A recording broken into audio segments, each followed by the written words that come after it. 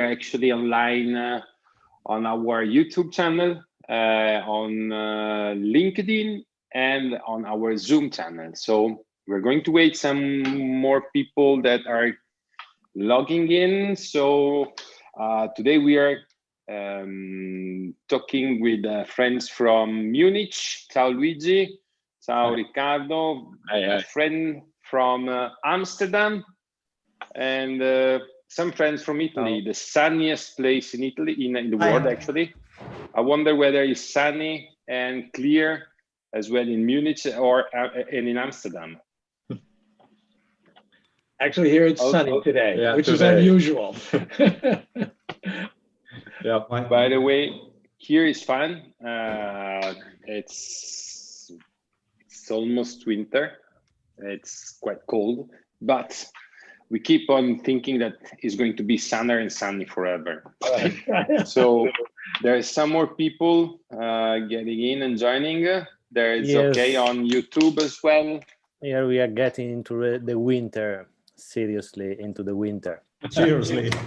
Yeah, it's like no sun at all. The sun disappears at goodbye, and then I'll see you next spring. Right. Yeah, we see a little snow already up above 1,000 meters from Munich. So same in Italy, but the other side, but very, very high. So you can see Munich already long sleeves, Italy short sleeves, and I'm cold. I'm in Italy, but I'm cold. Very cold. Yeah, but that's another story, Viola. And long sleeves also here.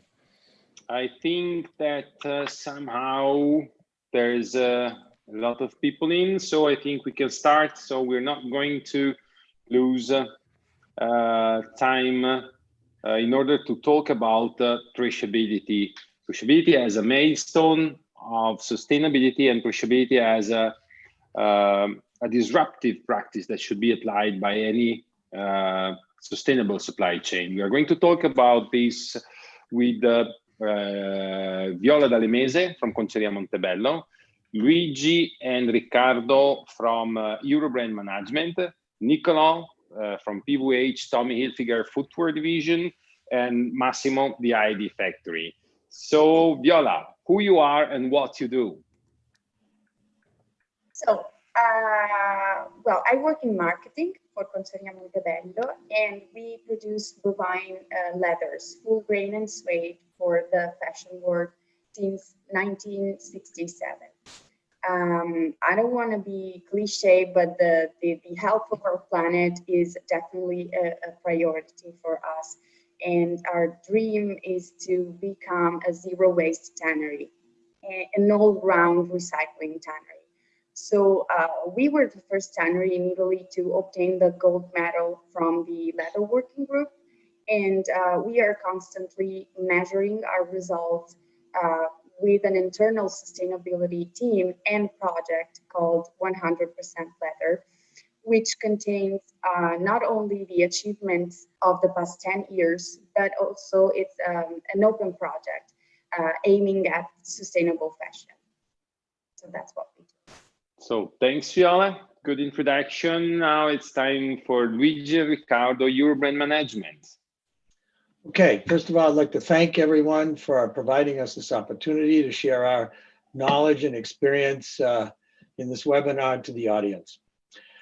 I'd also like to introduce Riccardo Neri, who's our project manager in sustainability as well. As you can see, I started my career a few years ago in the casual and sports footwear industry, approximately 35 years, having held senior management positions with brands such as Timberland, Nike, and so forth. In 2006, I decided to start a footwear brand distribution company. At that time, I began to take an interest in sustainability in our industry through various consulting opportunities that I had along the way. Since then, we have been one of the steadfast pioneers in sustainable innovation and CO2 emission reductions. Today, we roll out optimized packaging solutions for the global footwear, apparel, accessories, and retail industries, which are motivated primarily by three things: cost savings, protection, and sustainability. Packaging and packing have multiple cost driver points in every organization. Our mission and vision is to design and implement sustainable roadmap of optimization and transparency in companies, and at the same time conveying our knowledge and experience to their teams that they can use forever. This is actually one of the key points that we have always worked on with our clients. What we provide is as terms of knowledge and experience in their supply chain, they can take that for many, many years to come without us. In all our footwear and apparel projects, traceability, cost reductions, and sustainability are the most important KPIs. The pandemic is radically changing organizations and brands, and how they're operating and their effectiveness may not be judged entirely on how quickly and profitably companies recover, but how we drive consumer purchasing and their healthy shopping experiences into the future. We believe this is the best time to examine in detail the cost drivers related to your global supply chain. Sustainability, traceability, and transparency will change the way the entire global organizations operate, from raw material starting points all the way along the supply chain to the finished products in DCs and consumer hands. Traceability and transparency have radically changed the way we approach and work with brands in the retail environment. And in the view of the recent travel restrictions put on most organizations, it's put a stronger emphasis on analyzing real-time data to make smarter and quicker decisions. I go back to the traceability and transparency that I said earlier. We believe these restrictions will have a permanent mirroring effect on how we effectively work and play in the future. What to say? Thanks a lot, Luigi. It's always a huge pleasure to listen about what you do and what you're going to do, which is the most amazing things.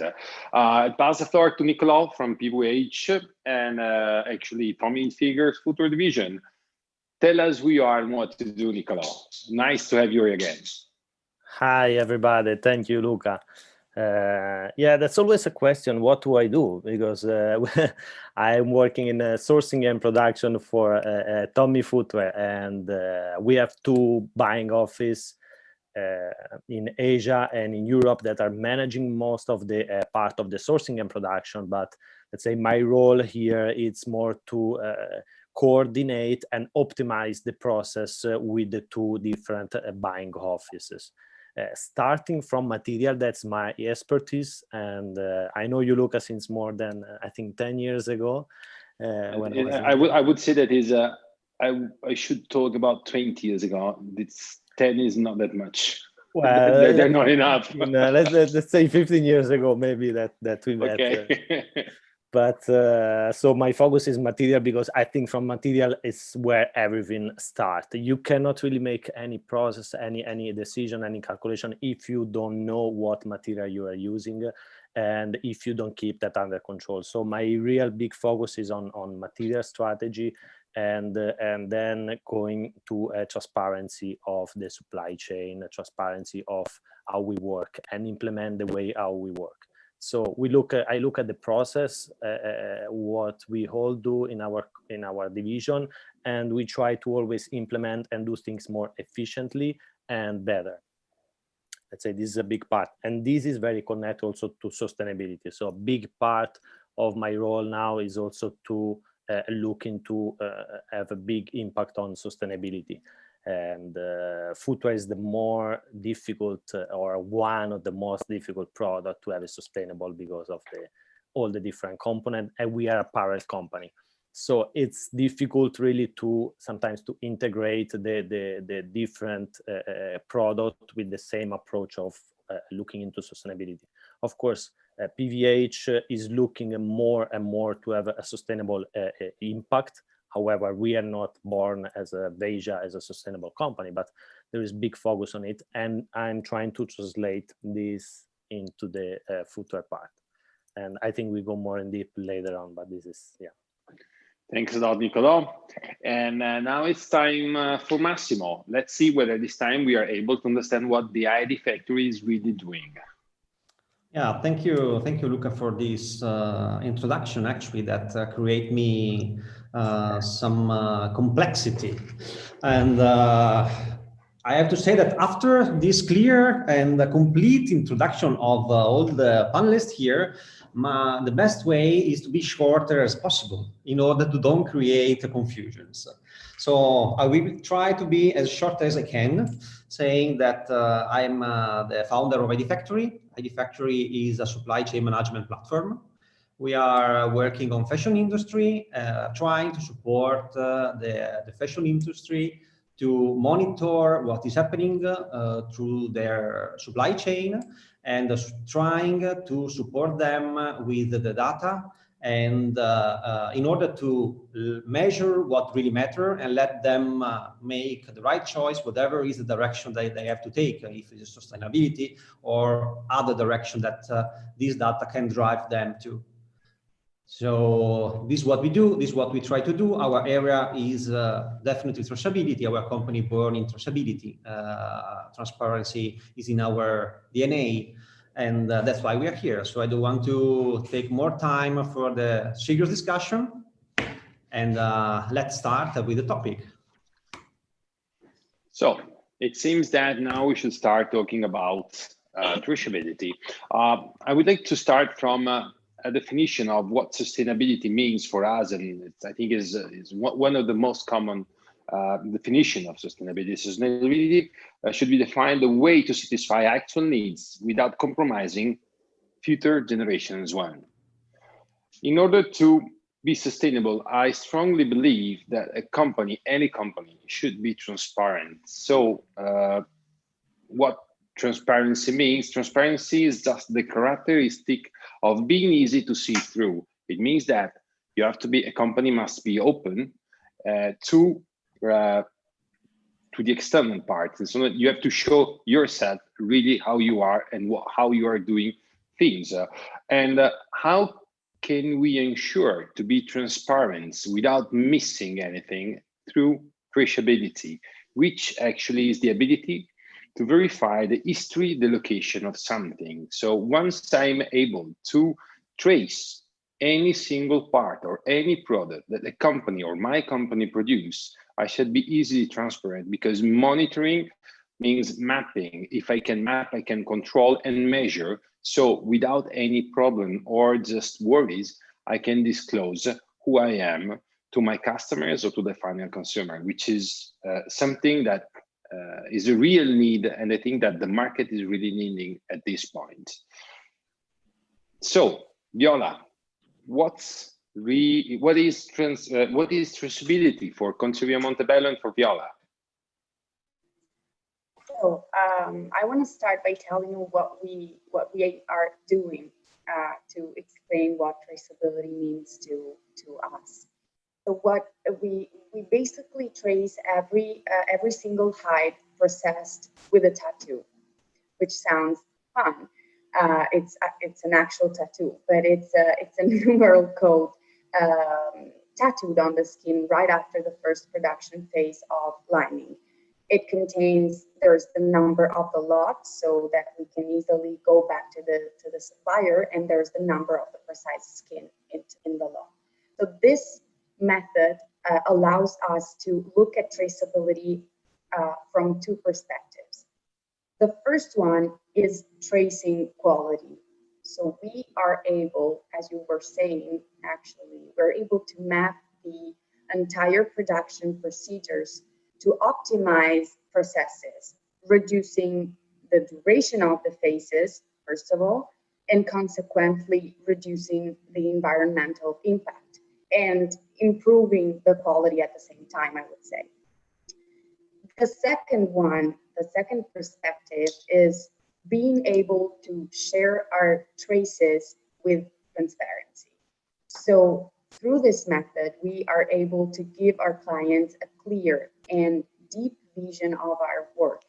So not only delivering a final look or a final product, but also providing a sort of identity card for it. We are currently also working with the software house and the Stazione Sperimentale, the Italian Leather Research Institute, to create a software that will be able to calculate the life cycle assessment of all our products systematically. And I think this kind of innovation might lead to an actual eco-design of the articles. So another transparent way to understand how the product is done and how it impacts on the environment.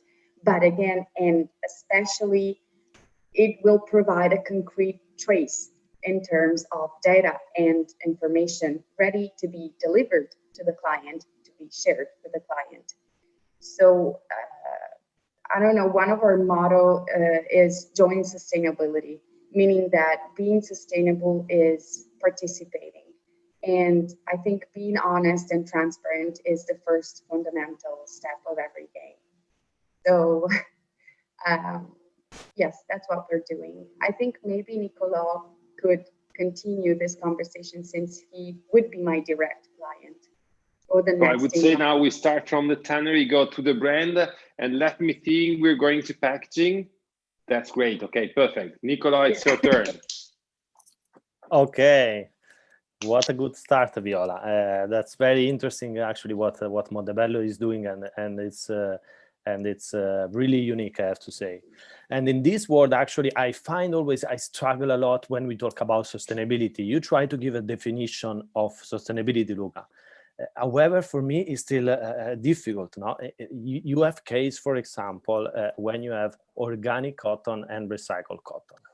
And you would say organic cotton is more sustainable, is even more expensive, right? But actually, you put more water to harvest organic cotton than to recycle or to make a normal cotton. So it's always very difficult, and it's good to do an HCA of every product and check at the end the real impact of the environment.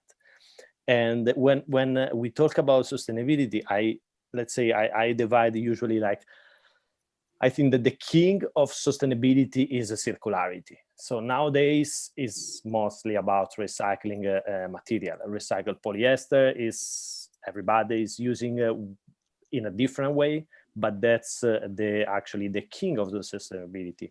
And how much is sustainable, we don't know. We need to check. We need to really have good LCA of every recycled material to see if it's really sustainable. But of course, it's good. It's the good starting point.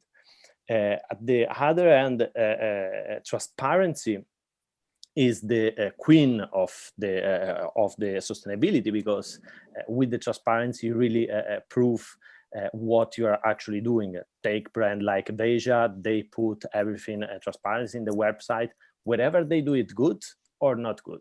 They say, we used to use vegetable leather, now we don't use it anymore because we cannot afford. Fair. They are not always sustainable, but at least they are transparent with the customer. And that's what the final customer appreciate and come back to them. And that's why they are very successful right now. But I have to say that the right hand of the sustainability is really the traceability. Because with the traceability is an instrument where you can really prove what you are doing. Like you want to go to your final customer and say, look, for this product, I use cubic meter of water, kilojoule of energy, kilogram of CO2 emission, and the lifetime of the product is, I don't know, wearing it, 500 times, whatever.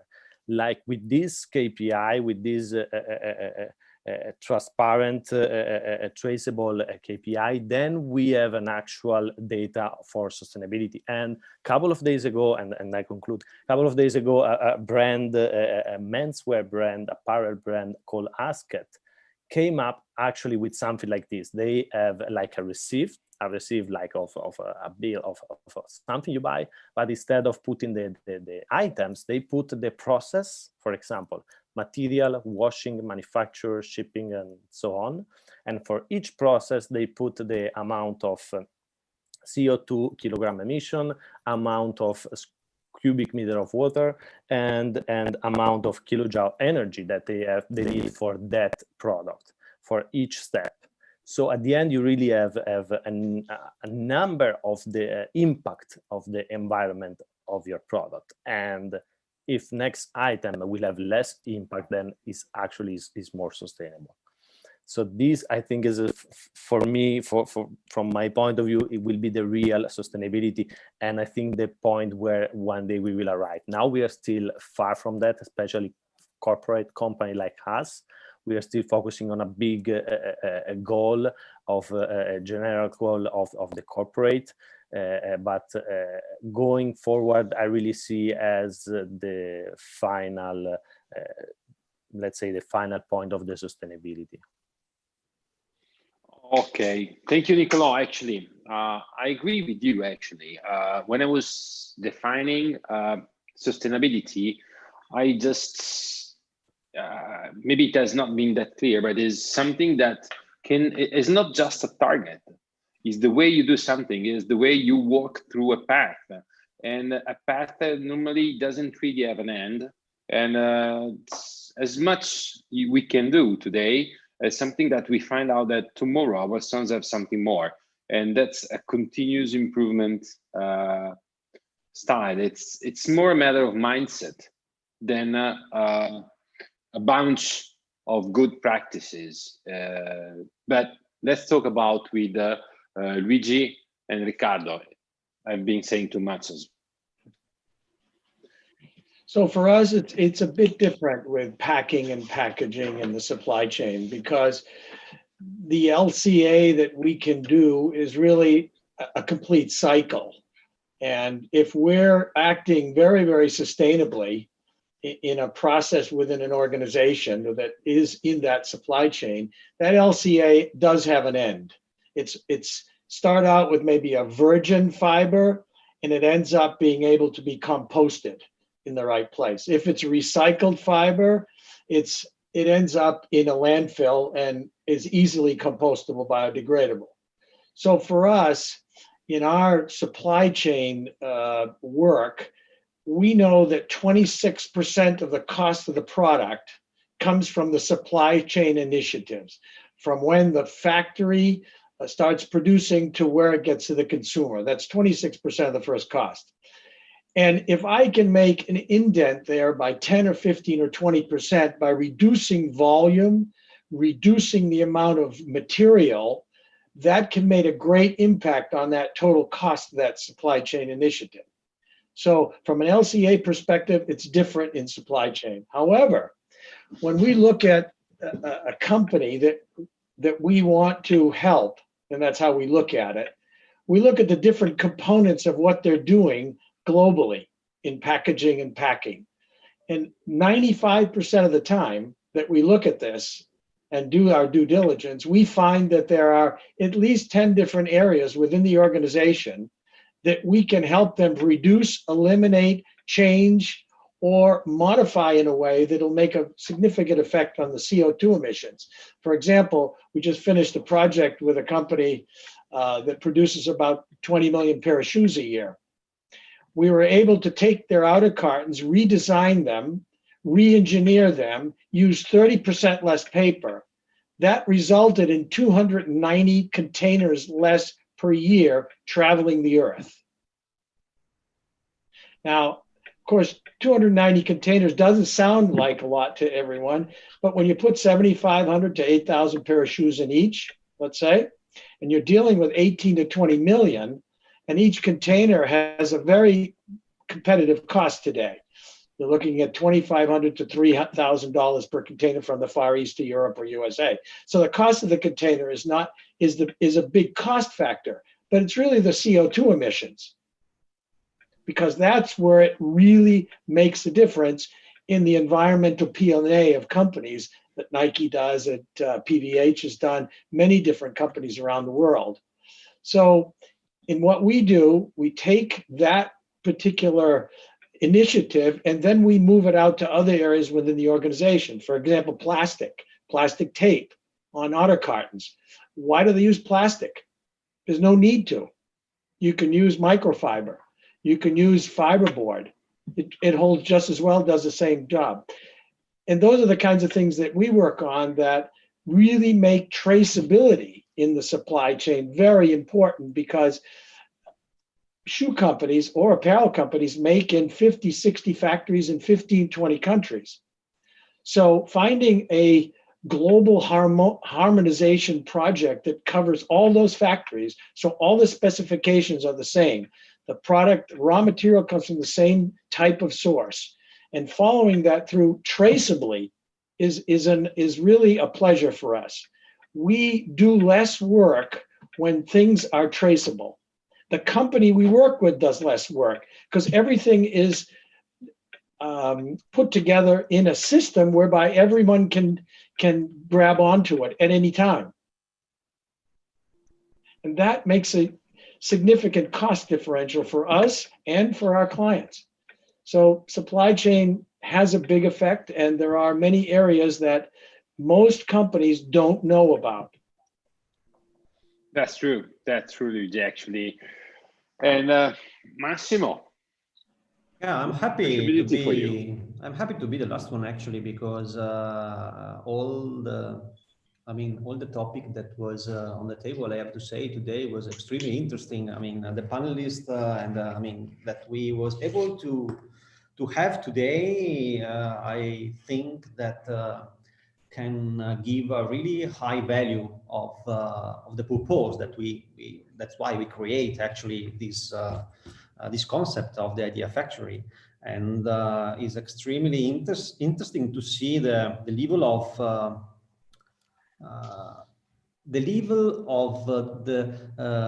the quality of the action that everybody's doing. You know, I believe that sustainability, traceability. Nicolò also mentioned circularity. Actually, it's a journey. It's not something that we never probably reach an end. It's a journey, and it's extremely interesting to see how companies is really putting in place actions and not only talking about that. You know, Nicolò mentioned about an example of how many days an operator should be. Should be used. You know, I saw a company, I don't remember the brand name, that now is starting selling shoes under subscription, under monthly subscription, and based on how many kilometers there is estimate these shoes will be used. Actually, the consumer will receive a new shoes, and these shoes will be taken back to be recycled. I mean, there is extremely interesting projects running in all different levels, you know, not only from the consumer or for the companies, but as we see today in every level of the supply chain, from tannery to packaging to brands to consumer. I mean, for us, we are in the middle of all this, and because we are trying. What we are trying since the beginning is trying to map all these actions, trying to connect all these stakeholders, and try to offer to all the players the information to take strategic decision that it's of course anyway with a target of sustainability, because we have in some case we have the perception that sustainability or that saving cost, it's not necessarily something that is drive to a high level of sustainability. By the end, why? I mean, the improvement of the process, the less work to be done into the full supply chain because information is available.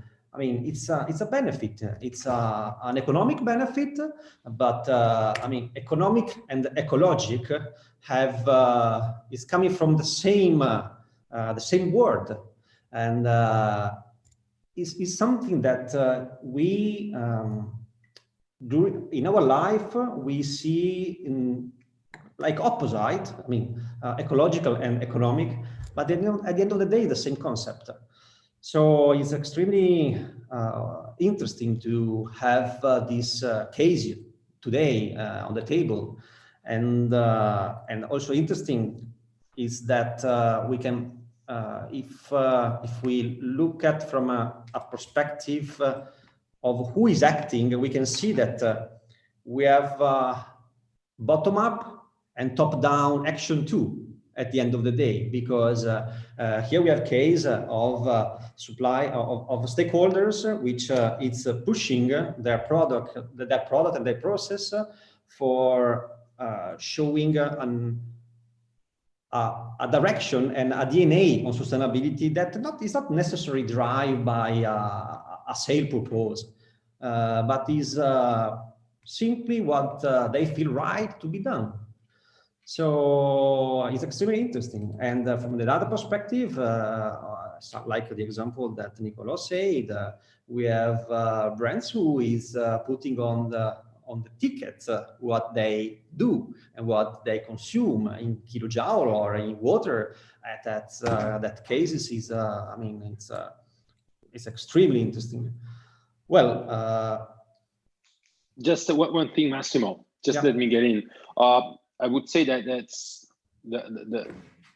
a good point in order to be to link a lot of things we've been saying. That Nicolò mentioned brands that out of a layer can disclose the emission for any single process.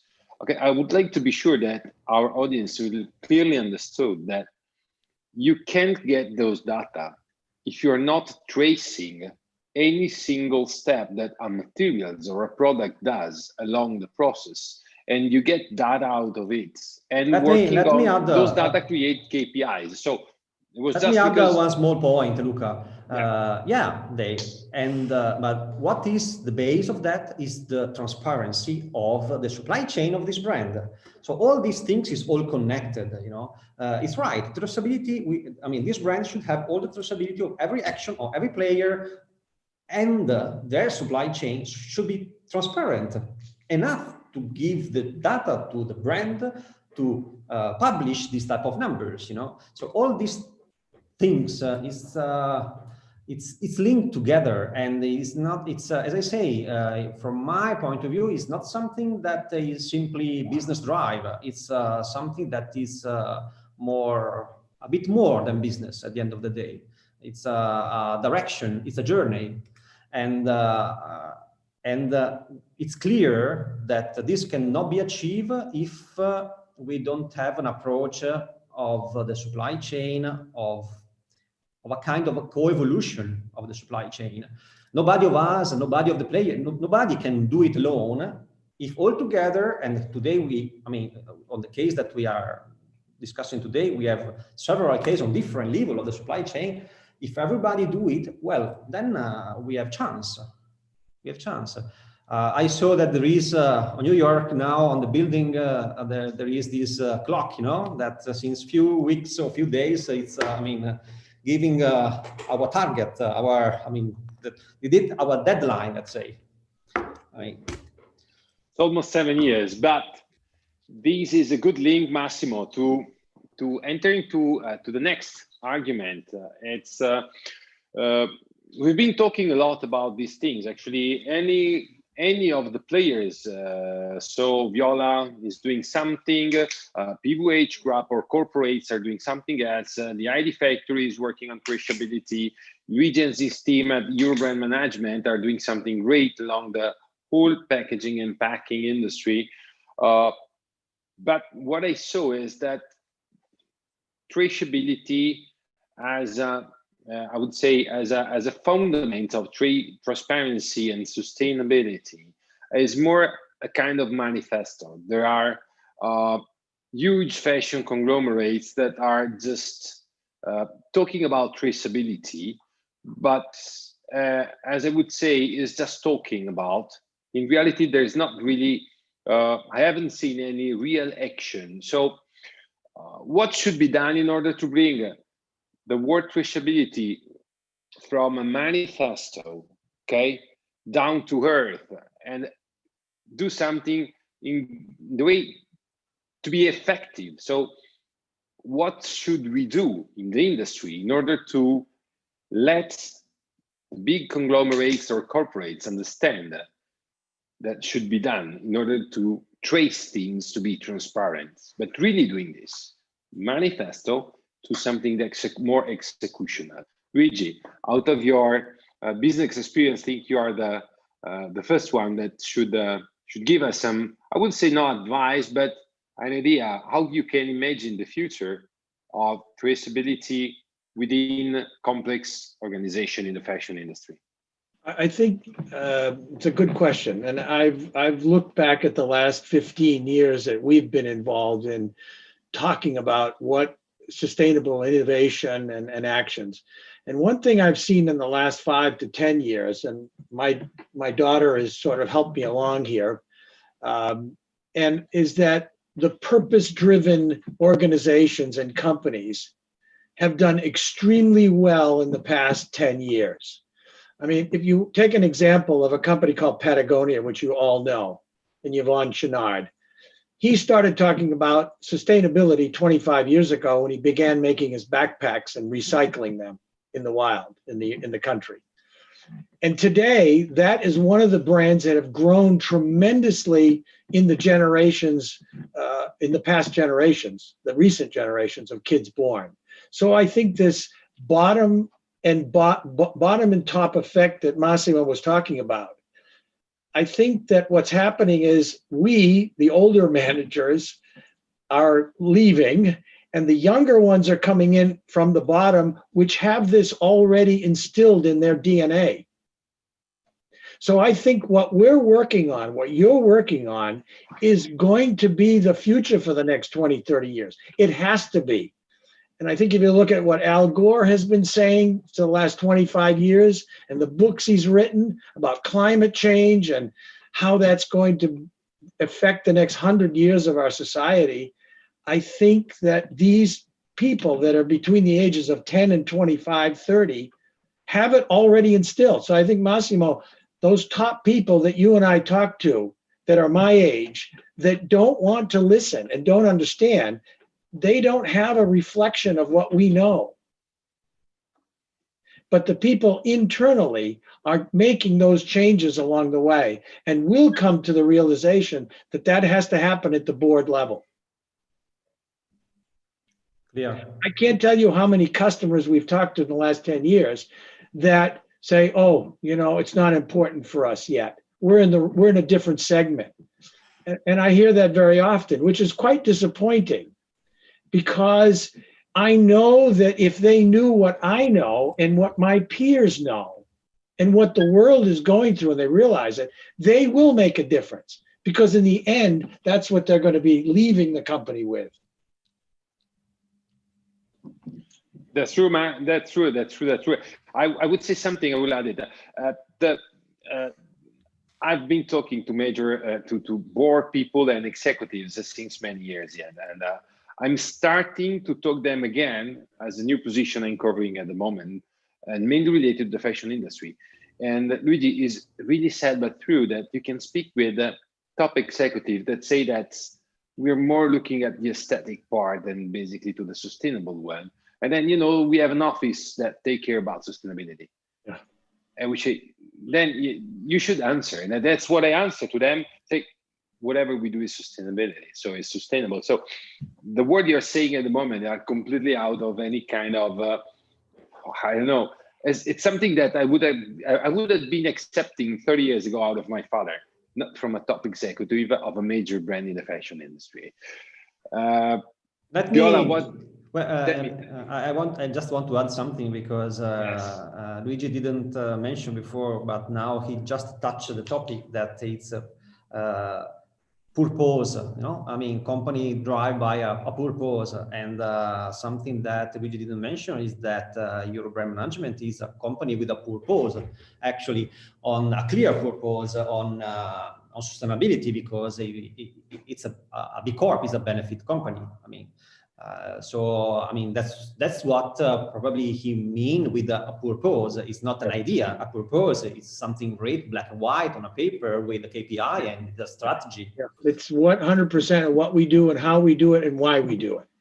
It's a commitment. And we have no, as a company, we never deviate from it. Yeah.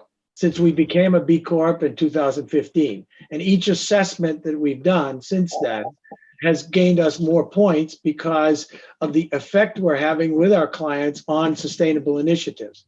And if it weren't for the clients we have and believing in us of what we do and why we do it and how we do it, we wouldn't be here today. But I might say it's really difficult. And I can't sometimes understand it, by the way. I want to say, wait a minute, what did you say? Why did you say that? Well, you know, we're more interested in the first cost, you know, can we get it cheaper? But they really don't understand what effect they're having on the environment. And this really is difficult for me to understand. Now, when I talk to somebody 35 or 30 or 25, no problem, they understand it. The difficulty is they're not the chairman, they're not the CEO, they're not the executive vice president. So Luigi, here only Viola can understand actually. Yes, yes. You are the only one who can understand based on the age. We are all older actually. I wanted to jump in because this topic touches my heart. I am 29 and wow. I hope to yes, and I hope to grow into some responsible, you know, woman one day. So you said, Luca said mindset, Massimo said journey as synonymous of sustainability. What I say from my perspective and my age, it's behavior. It's something for me very educational. I don't know how to explain this, but it's not that you grow into a different generation. I mean, not only, but it's something that you need to understand. You need to study at some point in time. So we need to spread information because yes, people are connected. You know, I have a small sister, she's 11 and she's always connected. But does she really know what she wants to buy? I'm not sure. I'm not sure that we are, the whole supply chain is ready to provide true and efficient information. So yes, I just wanted to add that, you know, sustainability, it's in the process. It's only by being devoted to each step of the production process that you actually gain and obtain a sustainable product. Therefore, sustainability, it's in the supply chain. And I imagine a future of complete information. And from a tannery point of view, this would mean also to be able to trace back to the farm, you know, because I don't think everyone is truly understanding what a tannery. I mean, everyone think we're killers. We're not. We just recycle. Actually, tanning is one of the oldest forms of recycling. So what we do is recycling the food industry scraps, which is great if you think about it, because we create beautiful things, durable things, very soft and colored things that can relive and live with you and that you can pass to your grandchildren if you want. I would love to do that. We just need to change a behavior, yes, a mindset, and it's only in the process and along a journey that you, I think you can go with you can understand with a different mind, different eyes. No one wants to buy something secondhand, or at least 5 years ago, no one wanted something secondhand. But now vintage is cool. You know, you just, there's a movement, and movement, it's always good. Change is always good. So we keep on saying that being sustainable is being responsible. And being responsible means carrying each step of the way. And again, I won't stop saying this, spreading information and education. Because of course it's not easy, but I want to give my children, if I have the possibility of having some, a better future, you know? Yes, sorry. I I'm very agree. passionate. Great. Nicolò, it's your turn. Yeah, I totally agree with you, actually. I am 23, so I think your mic went off, Viola. But I was saying that I totally agree with you, because being 23, I think I'm the part that Luigi mentioned before as one of the youngest, let's say. And I can relate with what you said before in terms of a change is coming, and more people are going to look at sustainability, not only implemented by the brand, but also in the product itself. So talking about traceability, I think this is something really important to communicate and to use in order to communicate with the final customer by a brand. It's sustainability. So yeah, I think this this is very beautiful how we see the different perception and generation. I mean, from Luigi, the struggle, of course, to break that system, to break that mindset of a CEO of a company that look more into the profit, into the business opportunity, so into make more and more profit. And the point of view of Viola, where it's more about different generations, a new generation of I want to be educated. I want the people to be educated, and this is very, very, I agree, is super important, because only with education we can change the mindset of the people. We can have the people really to understand what they do. I'm in the middle. I'm 37 and I have two small kids, 2 and 4 years old, and of course I want to give them something good. Otherwise they will say, "Hey, Papa, what did you give me? You left me nothing to eat here." So, and I'm really on that side. And I have to say that the mindset of the CEO, I partly agree with you, Luigi, because some of the CEO that understand the mindset changing, they understand that there's business behind the sustainability, and they are starting to think, okay, yes, okay, the profit is important, but if we don't have customer, there's no profit.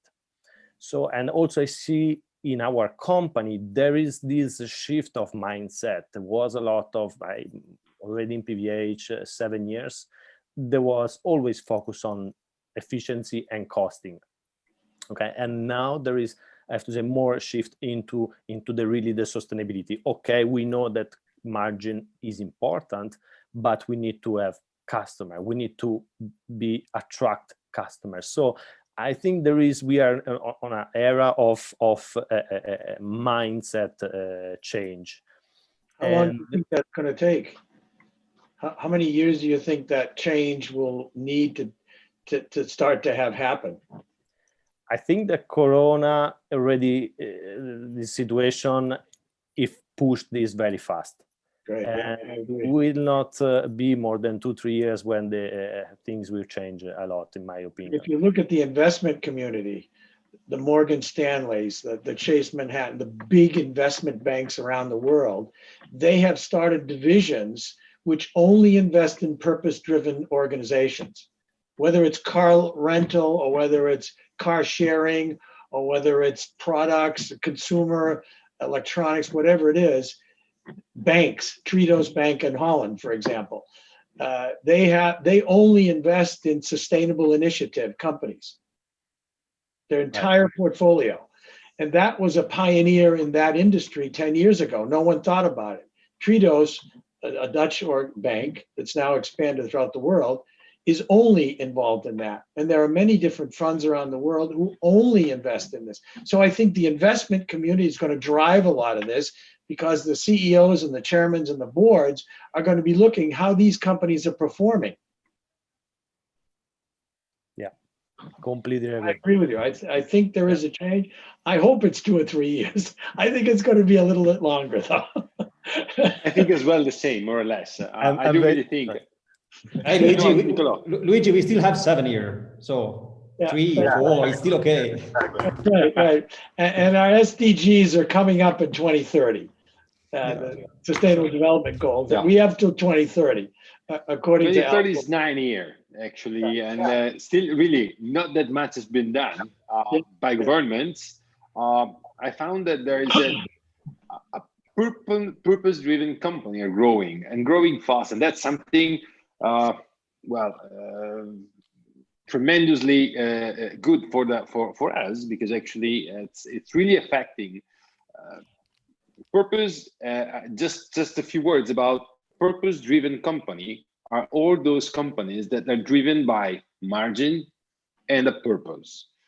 Margins are important because with margin, okay, so if you have productivity, so if you produce money and you make money, then you can invest those money on some purpose.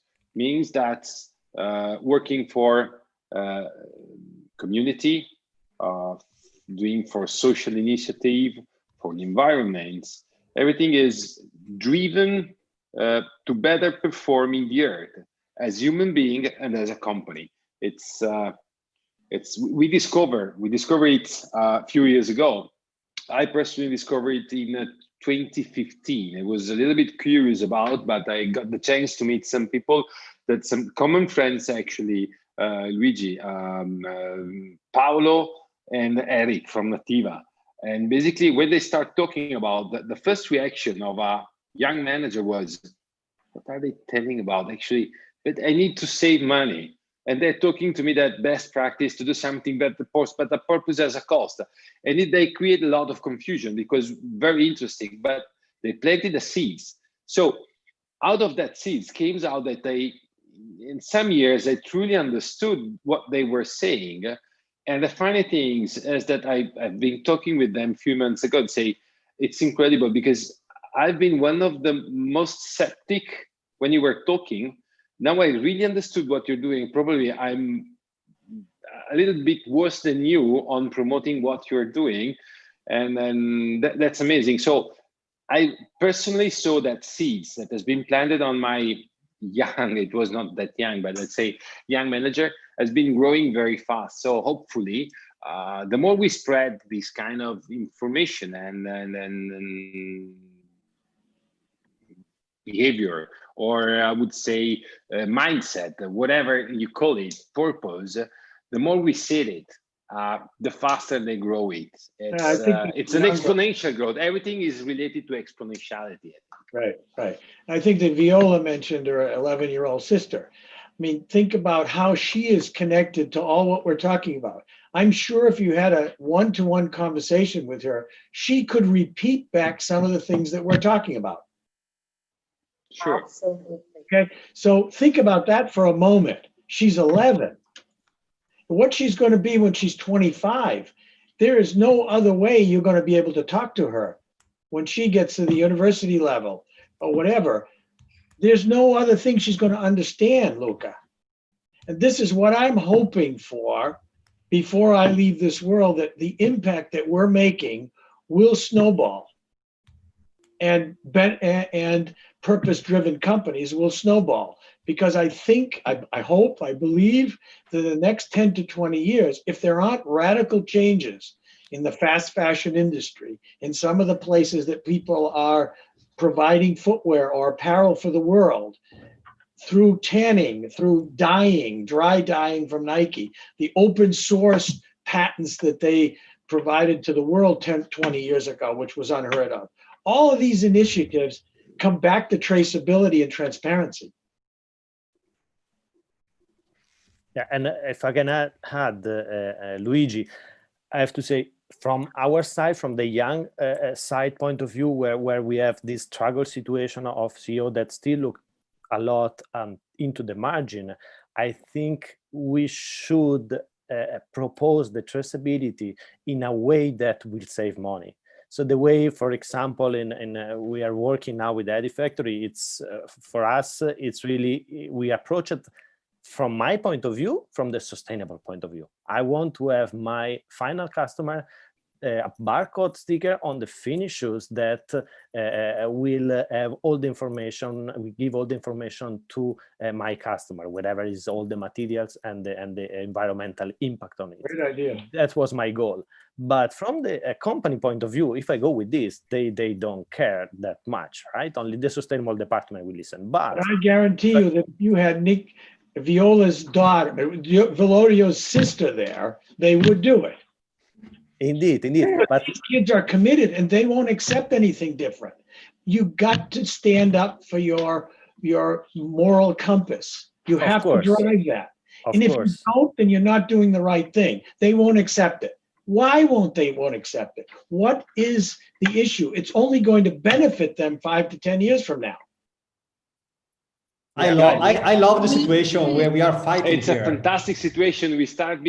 That's great, but we got a question. But let me say one thing. Maybe Nicolò want to finish something because we are continuously. It's true. Sorry, go Nicolò. I just want to say that the way at the end we started and really fast also with the program of ID Factory was also because of cost saving. To have transparency in our supply chain, it just saves us million. Yeah. And then you see that all the management get more interested into the project. Yeah, so it's great. Like our approach of sustainability, there is always a way to make it happen. We just need to find where is the weakness of certain area, you know? Yeah.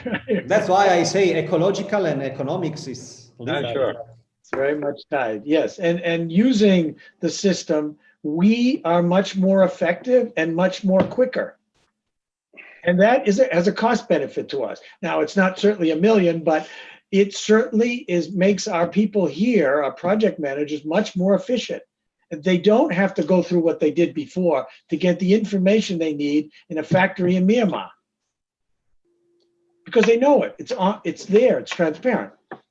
And if you know where your goods are, exactly, starting from material, you can start cutting the time to market and timing.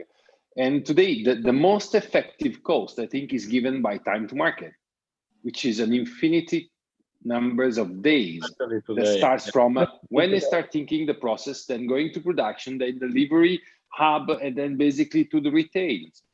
And that's because everybody has not really a clear idea in real time what their goods are in terms of products, in terms of materials or raw materials and whatever. So, there's a lot of interesting that should be done, to bring out of a manifesto to a more executional cost-saving practice. Let's see whether basically something is going to happen soon. Guys, time is almost over. I would love to talk about these things with you forever and ever, but we will meet again for sure. There's a question. I think Viola should give an answer. Say hi to Jane Ruda. She's basically asking whether the shift towards plant-based diets will affect the leather industry and sustainability issues. I didn't understand the question. What is affecting? If the shift toward a plant-based diets will affect the leather industry and the sustainability issues. So if people start consuming more and more vegetables, leaving the, let's say, meats, whether this is going to affect the leather industry, in which sense? Well, I think it could be great if we consumed less meat. First of all, I don't eat meat since I was 12 because I'm probably crazy, but I just don't like it. I don't like the smell of it. In any case, I truly believe that we should go for a slightly different nutrition. What I mean is that if we can better control the enormous quantities of meat produced per year, definitely the planet is gonna clap to us and say thank you, and we might be able to stay here longer. So I do not believe in the huge slaughterhouses and the huge farms. I believe that we should be able to eat meat and to consume meat around here, like you consume the meat from the small farm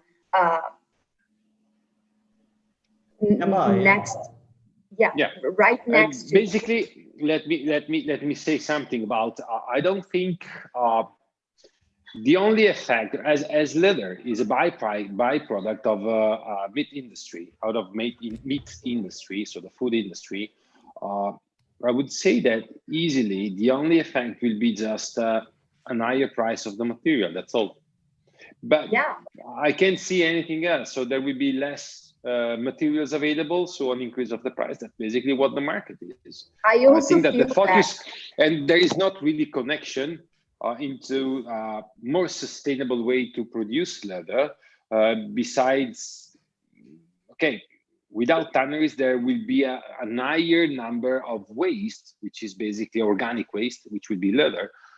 But I cannot foresee, I would say, lower consumption of meat will not drive straight from a tannery point of view to a higher level of sustainability. As swift on the way that cattle are breeded and treated, I think should drive to a better sustainable world. But that's another history.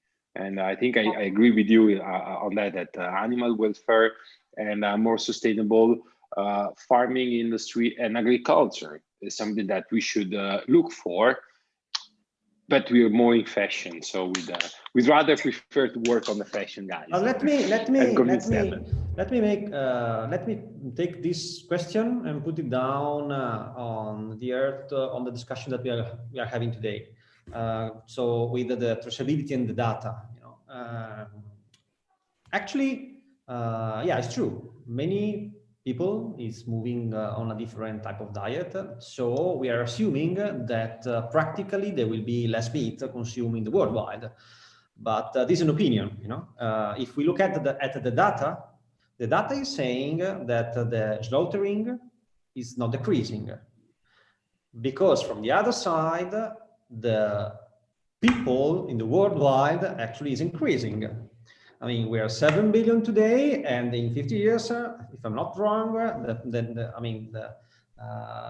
will be 11 billion people in the worldwide. So yeah, I mean, we need a lot of vegetarian actually to create a situation like that. I mean, again, if opinion is opinion, but when we go then look at the data, then we can probably evaluate from a probably different or better, I don't say better, but a different perspective.